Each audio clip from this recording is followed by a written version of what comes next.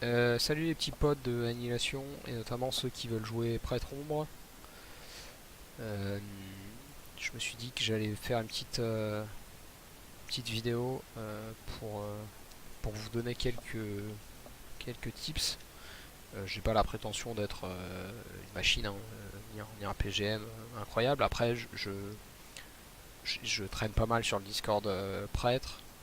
Je regarde pas mal ce qui se fait en termes de Theorycraft. Je connais bien les rotas, je connais bien les cooldowns, je connais pas mal de choses d'Opti. J'ai un peu potassé le truc. Voilà, je connais les talents, je connais le stuff qu'il faut, etc., etc. Donc voilà, c'est pour ça, c'est pas parce que notamment pour IDC, voilà, tu me demandais quelques conseils l'autre jour, et notamment j'ai vu que tu pensais pas toujours aux talents à switcher, donc on va commencer par voir un peu les différents builds en termes de talents. Donc là, ce que je run là, alors déjà, ce qu'il faut savoir, c'est que t'as des, il y a 6, enfin, ouais, non, on va dire 5, il y a 5 paliers où en fait, dans le patch actuel, donc 8.1.5, si je me trompe pas, je suis même plus sûr d'ailleurs, ça bougera pas. Donc typiquement, ici, ça bougera presque jamais. Théoriquement, d'un point de vue Theorycraft, celui-là, Fortress of the Mind, est meilleur, mais en fait, t'as tellement besoin d'être stationnaire que tu pourras jamais en tirer vraiment parti sur des fights avec des boss. Voilà. Donc, de ce fait-là, ça donne une deuxième charge sur ton attaque mentale, et ça génère un peu plus d'insanité. Donc, celui-là est vraiment plus opti. Ça, on oublie. Jamais, jamais, jamais. Sur ce palier-là, ce sera plutôt celui-ci. Après, ça c'est utilitaire, donc ça peut se défendre d'essayer les deux autres, mais très clairement, celui-là est très pratique parce qu'il donne de la speed il donne de la speed sur le bouclier.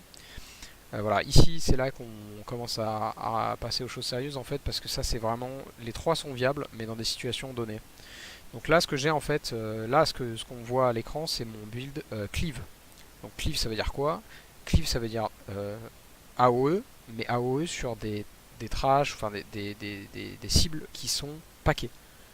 Voilà, et donc la raison pour laquelle c'est du cleave, c'est parce que quand vous lisez ce talent-là, Dark Void, vous voyez que ça fait du dégât en cleave, donc en zone, mais en zone paquet, et qu'en plus ça va spread le dot instant, donc Shadow Word Pain, sur tous les ennemis proches. Donc ça c'est par exemple, typiquement là j'ai ça parce que hier soir le dernier boss qu'on a fait en HM c'était Opulence, et Opulence, quand on arrive sur le boss après avoir fait les deux petits fights où on est séparés, quand on arrive sur le boss il fait pop régulièrement des adds sur lui. Et donc c'est fort d'avoir ce talent là sur Opulence. Donc voilà pour Dark Void. Misery, ça c'est encore de l'AOE, mais c'est quand justement tu peux pas cleave. C'est de l'AOE sur des packs qui vont être séparés en fait. Et d'ailleurs c'est bizarre en fait, ouais, donc j'ai dit une connerie parce que normalement c'est celui-là que je devrais avoir aujourd'hui. Mais j'ai dû changer ce matin. Mais oui, parce que le dernier boss qu'on a fait hier soir c'était le Council of the Chosen. Donc celui avec les raptors et tout ça là. Et en fait c'est celui-là que j'avais sur le dernier boss hier soir. Mais donc ce que ça change pas ce que je dis. Quand tu veux faire du multi sur des cibles qui sont pas paquets, c'est ça que tu vas prendre. Typiquement par exemple c'est ça qui était pris sur Goon, le dernier boss du Lyr. Et c'est ça qui faisait que les Shadow Priest étaient pétés sur Goon. Parce que dans la P1 où t'as plein d'adds qui sont split, tu peux tout doter avec ça en fait. Parce que donc Misery, si vous lisez le talent, vous voyez que ce qu'il fait en fait, c'est que quand vous balancez votre dot casté, donc Vampiric Touch, ça met aussi votre dot instant en même temps. Donc ça vous fait gagner un global en fait, un GCD. Et c'est balèze pour ça quand il y a beaucoup de cibles à multidot qui sont pas rassemblées. C'est clairement très très fort, et c'est aussi ça qui fait que sur Council of the Chosen, les top rankings sont des Shadow Priest. Toutes classes confondues, je parle. Voilà. Et enfin, là, on a le talent qui est plutôt privilégié en mono, même si c'est pas toujours vrai. Et qui est un talent assez boring. C'est un passif qui fait que, voilà, dans la phase, enfin, un peu avant la phase d'exécute, mais à 35% de vie, quand vous tapez une cible à 35% de vie, vous gagnez un petit buff de 8 secondes qui vous donne 10% de dégâts. Donc c'est souvent privilégié en mono. Ça peut se défendre dans d'autres contextes parce que, bah, en fait, si vous avez d'autres trash qui n'ont pas beaucoup de vie, vous allez quand même bénéficier ça enfin vous allez quand même bénéficier de ce passif là quand vous butez ces trash là. Mais en général c'est plus viable d'avoir les autres talents quand il y a beaucoup d'AOE. Voilà. Ça c'est un autre palier où ça change mais c'est beaucoup d'utilitaires. Vous avez la réduction du CD sur le silence. Vous avez Mind Bomb qui remplace votre Fear et qui est un stun de zone. Enfin un stun, un désoriente de zone.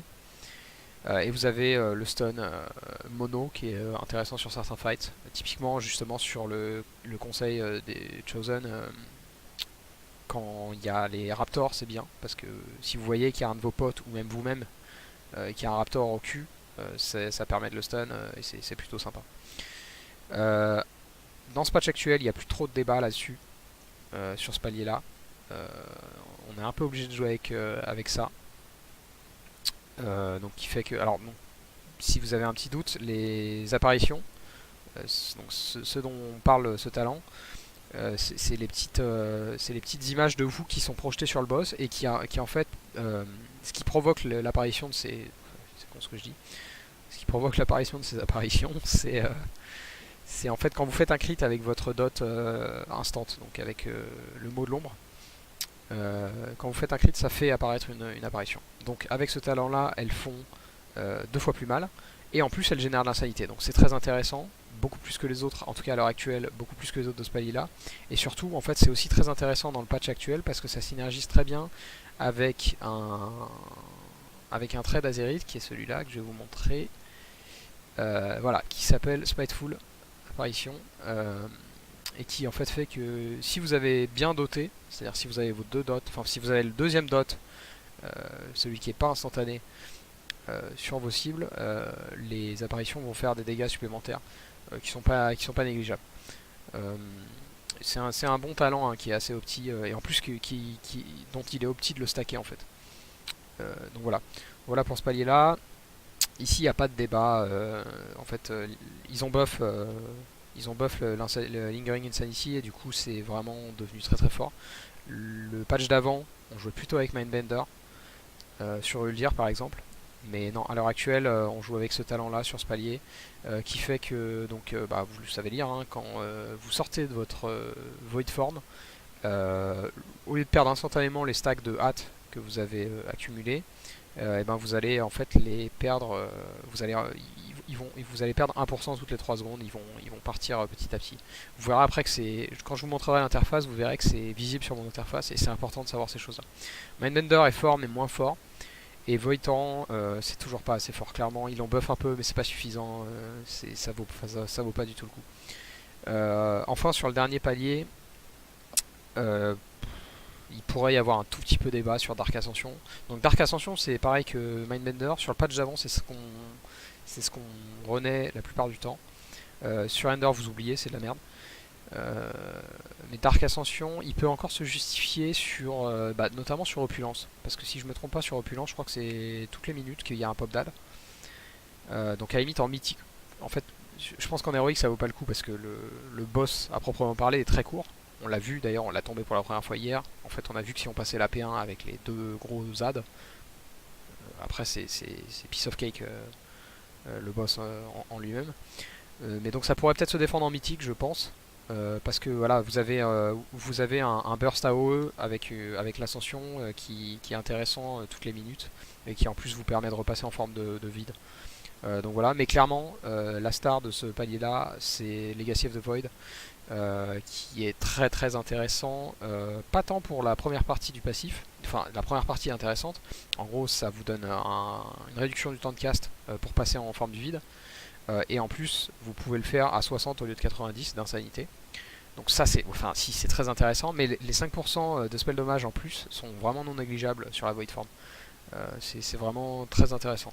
Donc clairement la plupart des fights c'est ça que vous allez run. Je parle pour ce palier là. Ici ces deux là en fait, ces deux paliers là, c'est là que ça se joue en fait clairement, et c'est là que en fonction du fight vous allez changer. Donc est-ce que je peux changer les talents ici? Ouais super. Donc clairement là ça en fait la limite ce palier là c'est un peu comme vous voulez. Quand il y a de la OE ça va être intéressant, mais sinon entre ça et ça c'est un peu à vous de voir. S'il y a des adds que vous pouvez stun, prenez le stun. S'il y a besoin de faire beaucoup de kick, prenez le kick. Amélioré je veux dire. Mais voilà. Donc clairement là vous avez un exemple du coup de spé mono. Euh, et du coup, comme je vous l'ai dit, ici, vous allez, s'il y a du multi à faire, mais en splitté, c'est-à-dire que les mobs sont pas packés, vous allez jouer avec Misery. Voilà. Et comme je vous le disais, Dark Void dès qu'il y a du cleave. Voilà. Du coup, maintenant, je vais vous montrer, on va peut-être parler un peu des trades Azerite. Alors moi, j'ai pas du tout encore un truc opti, malheureusement. Déjà, j'ai encore une pièce 385, alors qu'il faut viser le 415 au plus vite, qu'on pourra acheter avec cette monnaie là. Et sachant que ça, c'est ce qu'on chope en héroïque, c'est du 400, si je ne m'abuse. Donc voilà, mais on va quand même parler des traits. Pour le raid, il n'y a pas 10 000 options, très honnêtement. Ça, c'est complètement fumé. Si vous pouvez le stacker, stackez-le. Idéalement, en avoir 3, c'est pas du tout un problème. Sachant que vous ne pourrez pas en avoir plus de 3, il me semble. Ouais, c'est sûr. Donc même, enfin, je dis c'est un euphémisme quand je dis c'est pas un problème. C'est bien d'avoir ça 3 fois. Parce que donc en gros vous lisez hein, quand vous sortez, en gros ça fait un peu comme le talent dont je vous parlais tout à l'heure qui vous donne de la hâte quand vous sortez enfin qui vous permet de garder de la hâte quand vous sortez de forme du vide. Ça vous donne en fait un bonus de crit quand vous sortez de forme du vide. Qui va disparaître progressivement en fait. Donc ça fonctionne pareil, c'est très intéressant. Le crit c'est la deuxième stat, voire la première dans certaines sims pour les prêtres ombres. Oui, j'ai pas parlé des stats, c'est pas compliqué de toute façon, vous voulez de la hâte et du crit avant tout, notamment de la hâte. La maîtrise c'est chiant, c'est pas terrible. La poly c'est bof, ça peut être bien jusqu'à un certain point. Typiquement moi j'ai trop de mastery, j'aimerais bien avoir plus de crit. La hatch plutôt pas mal, j'aimerais bien avoir plus de crit et plus de poly. Mais même, enfin, bref, je veux dom de la mastery. Voilà pour les stats, on va pas s'éterniser là-dessus. Donc le chorus d'insanité, c'est très très fort, c'est vraiment en mono, enfin même en multi d'ailleurs, c'est un trait très intéressant. Ça c'est pas terrible, malheureusement j'avais pas d'autre option.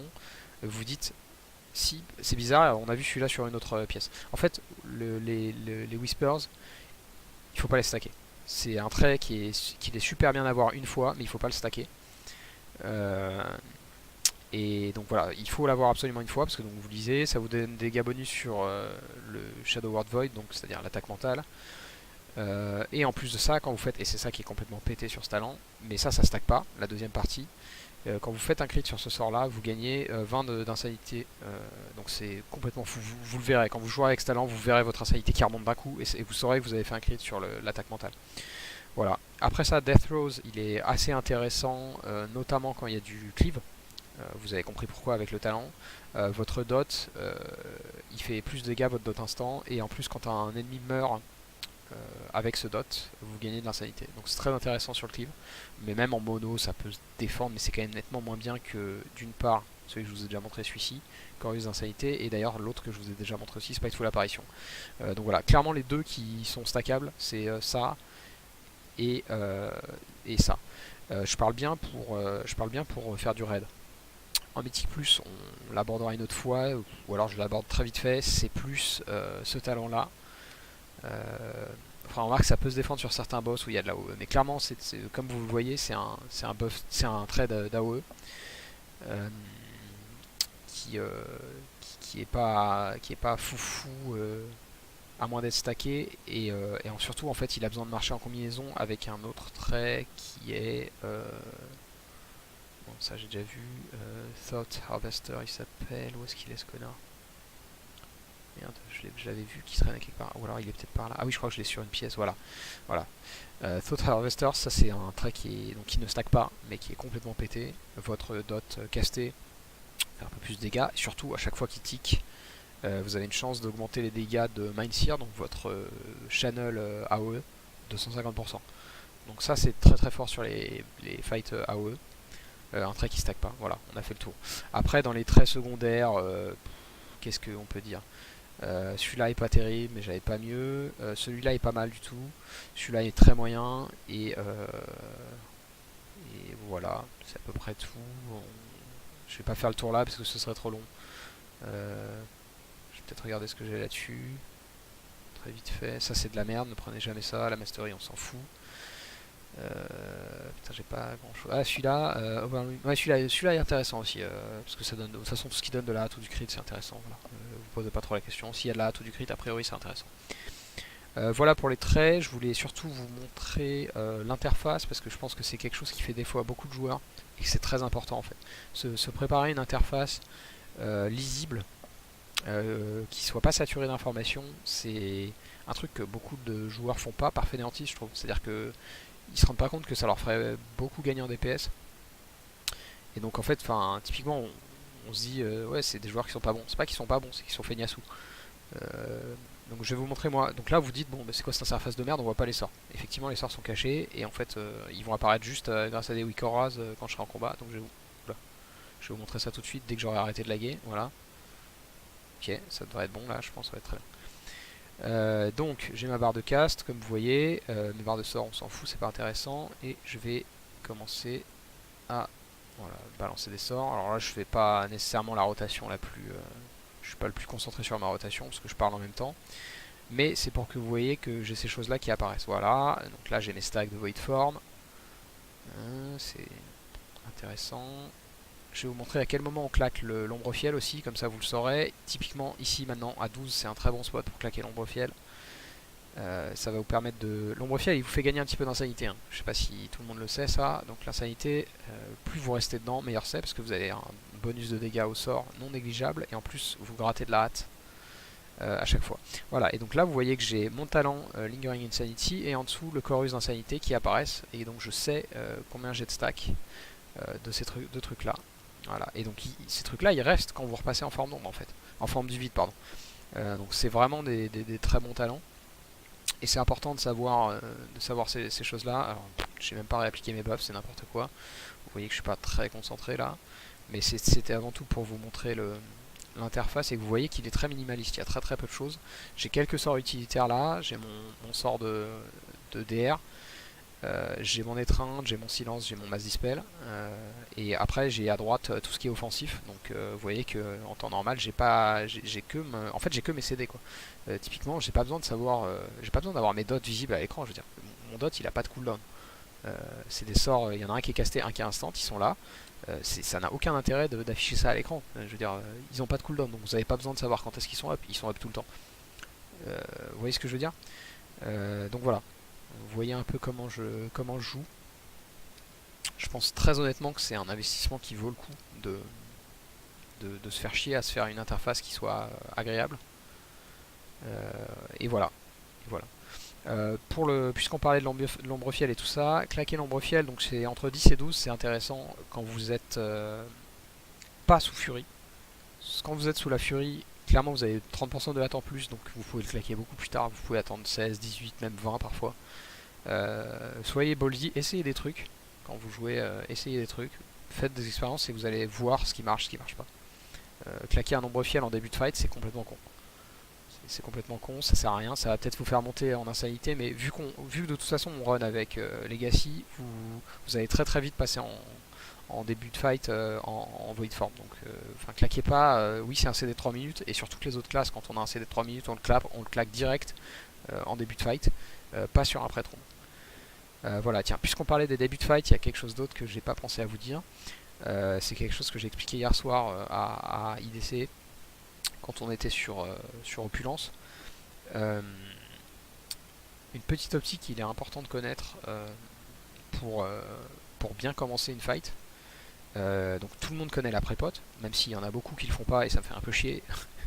Tout le monde sait ce que c'est que la prépote. La prépote, c'est vous allez claquer une potion de dégâts 1 à 2 secondes avant que le combat starte pour pouvoir en claquer une autre plus tard dans le combat en fait. Donc voilà, ça tout le monde connaît. Mais en fait dans le DBM pool il y a autre chose que vous pouvez faire en tant que prêtre ombre, c'est mettre des shields. Donc là j'ai pas d'alliés dans mon groupe puisque je suis tout seul, je suis pas groupé. Mais typiquement quand vous avez l'interface de raid là avec les barres de vie, vous balancez des petits boucliers sur vos potes. Quand le DBM pool vient de commencer, donc genre à 10 à 9 à peu près, ou peut-être même 8, vous en mettez 4, 5. Pour une raison très simple, c'est que comme vous voyez là, je viens de monter à 6 d'insanité, un bouclier ça vous donne 6. Ça a été changé ça au dernier patch, avant ça donnait rien. Maintenant un bouclier ça donne 6, voilà. Vous voyez que je viens de passer à 12. Tout comme d'ailleurs le mass dispel donne de l'insanité et le dispel mono aussi. Donc en fait, faire ça, ça vous permet de commencer le fight à 24 ou 30 d'insanité, ce qui est non négligeable puisque ça va vous permettre de passer en void form beaucoup plus vite. Donc voilà, à 9 à peu près du DBM pool, vous commencez à mettre des shields, vous en mettez 4-5 sur vos potes. À 3 ou 2, entre 3 et 2, moi je prépote en général, et entre 2 et 1, je précaste. Voilà. Donc ça c'est pour vous donner un ordre d'idée de comment on fait son opening en Shadow Priest, n'importe quoi, Shadow Priest. Et voilà, c'est à peu près tout pour l'interface, les talents et tout ça. Le cycle, peut-être que c'est important de parler du cycle et des priorités en fait dans votre DPS. Donc ce qu'il est important de savoir, évidemment, ça va sans dire, toujours avoir votre cible ou vos cibles dotées. Alors je parle pas, attention, hein, quand il y a 15 adds qui vont mourir vite, vous vous amusez pas à caster la Vampiric Touch sur tout le monde. Je dis bien qu'ils vont mourir vite. Si c'est des adds qui ont beaucoup de PV, vous le faites. Mais s'ils vont mourir vite, et encore, hein, jusqu'à... Ça, il faut regarder les Theory Craft, parce que j'ai plus tout en tête, mais au-delà de 3-4 cibles, ça vaut pas le coup de le cast sur tout le monde. Donc, vous faites pas chier à faire ça. Non. On va se contenter d'abord de parler un peu du mono. Alors, en mono, vous voulez avoir toujours vos dots actifs sur la cible. Tac. Et ensuite, la prio, quand vous n'êtes pas en void form, la prio numéro 1, c'est ce sort-là, donc l'attaque mentale. Et en fait, quand vous avez ni l'attaque mentale et que vos dots sont posés, la dernière action de priorité, entre guillemets, ce qui vient en dernier, c'est le Mind Flay. Voilà. Une fois que vous êtes passé en void form, évidemment, ça change. Donc on va faire ça tout de suite. Là, je suis en void form, enfin, je passe en void form. Donc là, vous avez un nouveau sort qui est la Void Bolt. C'est la prio numéro 1. La prio numéro 2, ça reste, du coup, l'attaque mentale. Et encore une fois, quand vous avez ni l'un ni l'autre, vous voyez que là je fais du Mindflay en fait. J'ai ni l'un ni l'autre. Tac. L'avantage de l'add-on que j'ai pour les barres de casse, comme vous le voyez, donc cet add-on il s'appelle Quartz, c'est qu'il vous donne les tics. Vous voyez qu'il y a les tics sur ma barre de Mindflay. Et donc ça c'est important en fait pour pas gaspiller. Vous attendez le deuxième tic, tac, et vous passez votre sort. Typiquement c'est souvent sur les bolts que ça fait ça. Donc là j'ai pas pu vous le montrer, mais là je vais pouvoir vous le montrer. Voilà. Tac, j'ai mis 2 tics sur le Mindflay, et c'est important de faire ça en fait pour pas perdre des dommages. Bon, vous formalisez pas, je fais pas ce que je dis parce que je suis pas concentré là-dessus. Normalement, voilà, j'avais pas toujours mes dots actifs, c'est pas bien. On a déjà parlé du Mindbender, enfin Shadowfin et tout ça, le Lombre-Fiel, pardon, en français. Donc ça c'est bon. À partir de quand vous allez remplacer le Mindflay par le Mindsear? Ça c'est une question qui est importante. Et en fait, il suffit de regarder les tooltips pour savoir. Donc Mindflay, vous savez, c'est un truc mono. C'est un drap entre guillemets mono. Et Mindsear, ça fonctionne un peu sur le même principe, sauf que ça fait du cleave. Donc c'est bien autour de votre cible que ça va faire des dégâts. Et donc en fait, quand on regarde les tooltips, vous allez voir que donc... Tac, là j'ai Mindflay, donc... Mindflay, il fait 10 000 dégâts à peu près, en tout cas à mon stuff, 10 700. Et il génère 12 d'insanité. Sur l'intégralité de la durée du sort. Et Mindsear, il fait 5800 de dégâts d'ombre et il fait 10 d'insanité par cible. Donc en fait, en termes d'insanité, ça devient rentable de faire du Mindsear à partir de 3 cibles. En cleave, je parle, autour de vos cibles principales. Par contre, en termes de dégâts, ça peut se justifier à partir de 2. Moi, je recommande quand même globalement, parce que ce qui est le plus important en prêtre-ombre, c'est quand même l'insanité. Je recommande de ne pas utiliser Mindsear en dessous de 3 cibles. Voilà, mais dès qu'il y en a 3, YOLO Fest, et surtout vous allez voir que quand il y en a 10, 12, 15, c'est hallucinant l'insanité que ça génère. C'est complètement hallucinant. Puisque c'est encore une fois, c'est 5 d'insanité sur la durée du sort, mais par cible. Donc voilà. Vous faites le calcul, hein, vous avez 10 cibles, 50 d'insanité sur la durée du sort, c'est complètement pété. Donc très important quand il y a beaucoup de cibles de privilégier Mindsear par rapport à Mindflay, et voire même il y a certains moments en fait où il y a tellement de cibles que Mindsear va prendre une place plus importante que vos sorts mono. Typiquement, quand il y a 15 cibles, je vais pas m'amuser à doter, hormis avec le Dark Void. Et surtout, même parfois, je vais pas m'amuser à mettre des attaques mentales en fait. Parce que c'est un cast, c'est long, et il est plus rentable de faire du maintien. Voilà, donc ça il faut regarder, là j'ai plus tous les chiffres en tête, il faut regarder le Theorycraft. Je vous conseille le Discord prêtre. Si vous n'avez pas l'adresse, je vous la donnerai. Mais clairement c'est très important de regarder ces choses là et de savoir comment fonctionne le prêtre. On peut peut-être parler un peu de l'opti, des enchants, tout ça. Sur votre arme, vous voulez quick navigation, donc le buff de hâte. De toute façon, généralement, vous voulez de la hâte. À moins que vous soyez très low en crit, vous allez voir la hâte. Vous voyez que là, sur mes anneaux, j'ai une gemme de hâte, j'ai des enchants de hâte. Voilà, rien de très compliqué.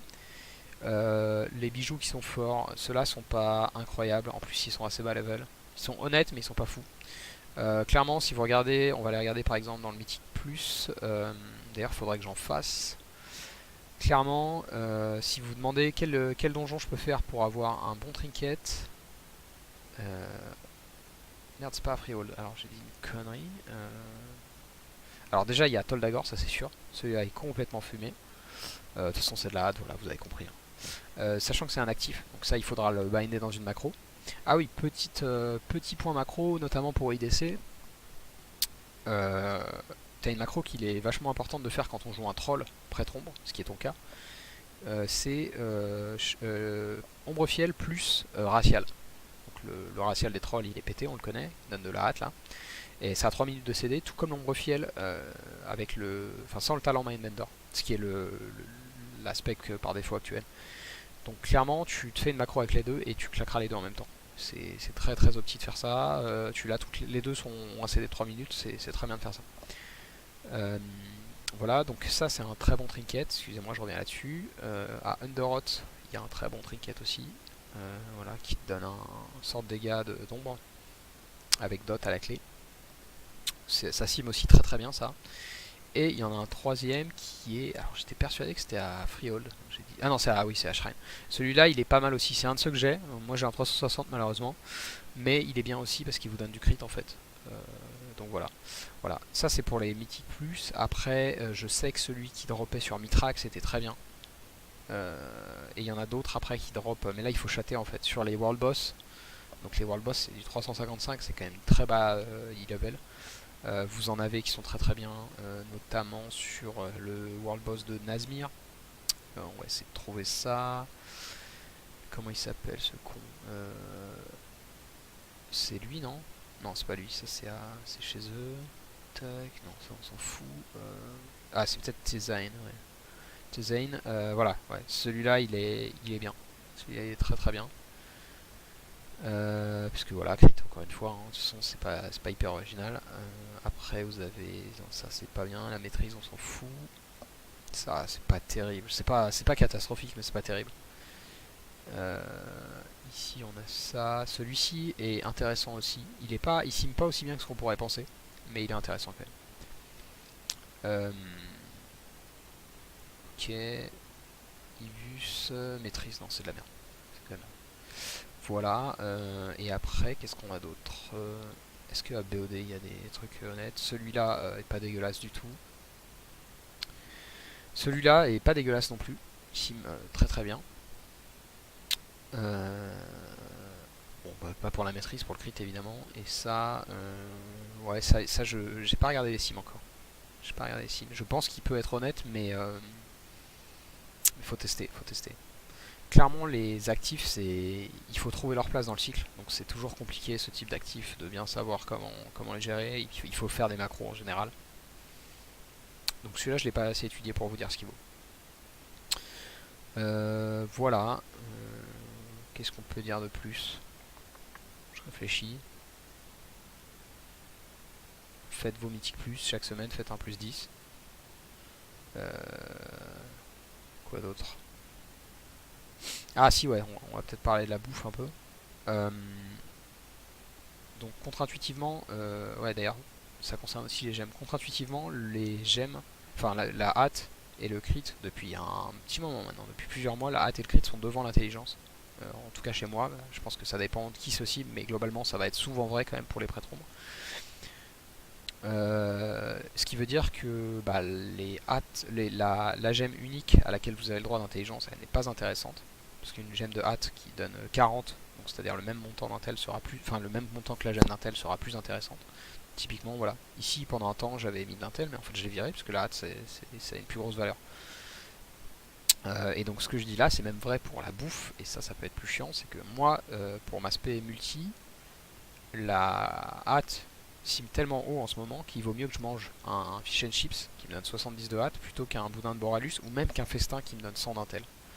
Donc c'est complètement contre-intuitif, c'est assez débile. Et surtout que Blizz avait dit on va faire gaffe à ce que la strat principale, donc l'intel par exemple, soit plus forte que les stats secondaires. Encore une fois ils ont fail. Donc voilà, ça il faut le savoir, et vous pourrez le savoir que en faisant des sims sur votre perso. Donc voilà. Je pense que voilà, j'ai à peu près fait le tour. Ouais. Ouais, là j'ai rien d'autre qui me vient. C'est sûrement une connerie d'ailleurs, il y a sûrement d'autres trucs à dire, mais c'est à peu près tout. Pensez à vous opti vraiment, c'est-à-dire avoir des runes, avoir des flacons, avoir des potions, enfin des prépotes. Parce que clairement, moi j'ai mes add-ons de Gestapo qui me disent qui fait et qui fait pas, et je le vois à tous les raids qu'on est 30-40% des DPS à prépote quoi. Et c'est pas. À la limite, quand on arrive sur un try où on sait que c'est le premier. Tu vois, typiquement, quand on va faire la première fois Jaina en HM, on va pas la tomber, tu vois. Donc à la limite, ça peut se défendre d'une part de pas ruiner. Ça, c'est clair que ça peut se défendre de pas ruiner. Et ça peut même se défendre à la limite, je suis prêt à entendre que vous voulez pas prépote, tu vois. Après, il faut pas oublier que la prépote, ça vous permet aussi d'aller plus loin dans le boss et de voir plus de choses, donc d'apprendre plus. Mais voilà, je peux l'entendre. Après, sur des boss qu'on sait qu'on est censé tomber, c'est pas normal de pas prépote. Quand on est en mode farm, à la limite, je le comprends, parce qu'on sait que le boss il va le tomber, comme on l'a déglingué 150 fois.